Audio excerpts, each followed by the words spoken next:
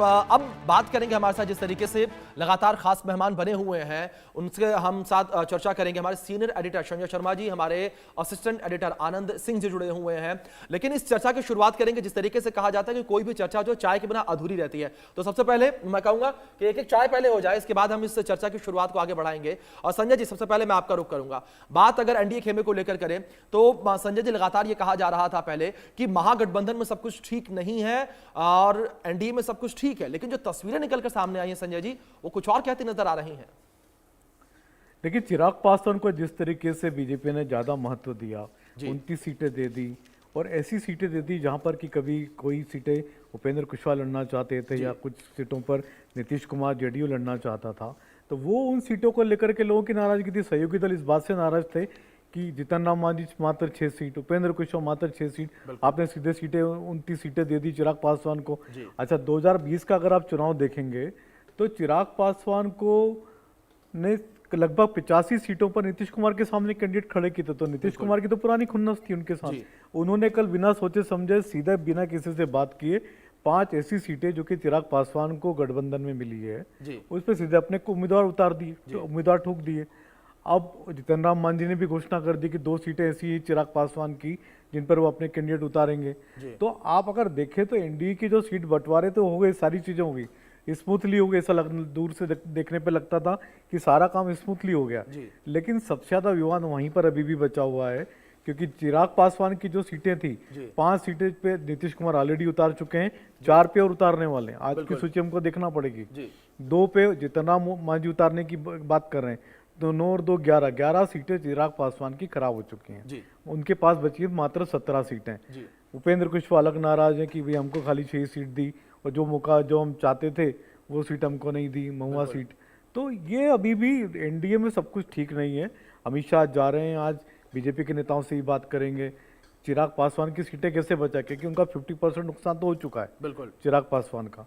तो लेकिन सीटों का नुकसान तो एनडीए का है ना, तो इसको ठीक करने का काम बीजेपी का सबसे बड़ा पार्टनर यही है एनडीए में। तो बीजेपी के नेता अमित शाह जा रहे हैं, आज शायद नीतीश कुमार से भी मिलेंगे, बीजेपी के नेताओं से ही बात करेंगे और आगे चीजें ठीक करेंगे। बिल्कुल, ये मुलाकात बड़ी अहम मानी जा रही है सर, जिस तरीके से आपने जिक्र किया।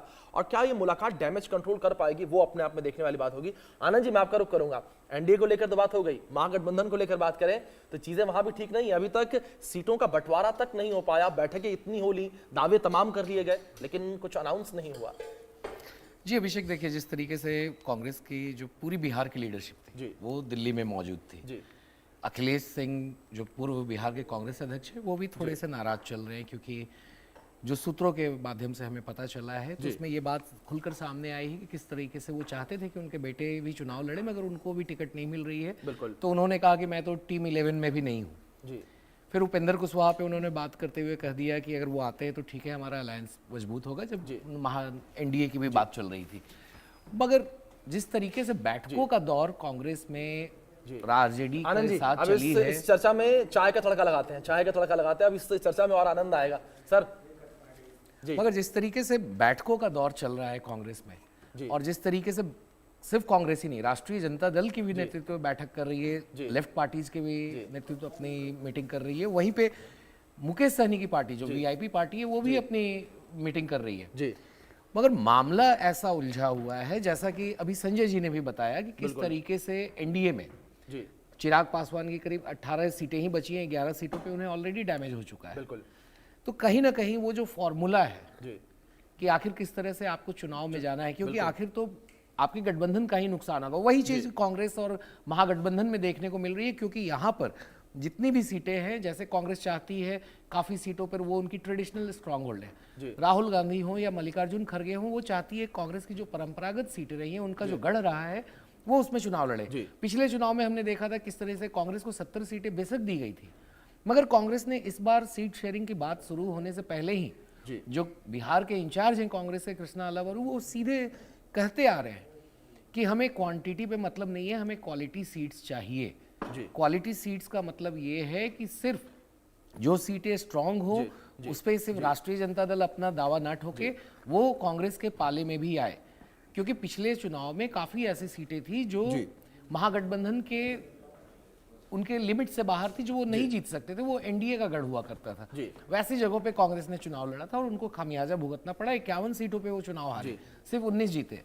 अभी उनके 17 विधायक है। तो कांग्रेस चाहती है कि जो इनका स्ट्रांग सीट है और अपनी ट्रेडिशनली जो स्ट्रांग सीट है, हम उसको अपने साथ रखें। और बैठक में जब राहुल गांधी बैठक कर रहे थे 10 जनपद के अंदर अपने पार्टी के नेताओं के साथ, खासतौर पे बिहार के नेताओं के साथ में, जहाँ पे अजय माकन भी मौजूद थे, कांग्रेस के ट्रेजरर हैं और बिहार के स्क्रीनिंग कमेटी के चेयरपर्सन हैं, केसी वेणुगोपाल राष्ट्रीय महासचिव संगठन है जी।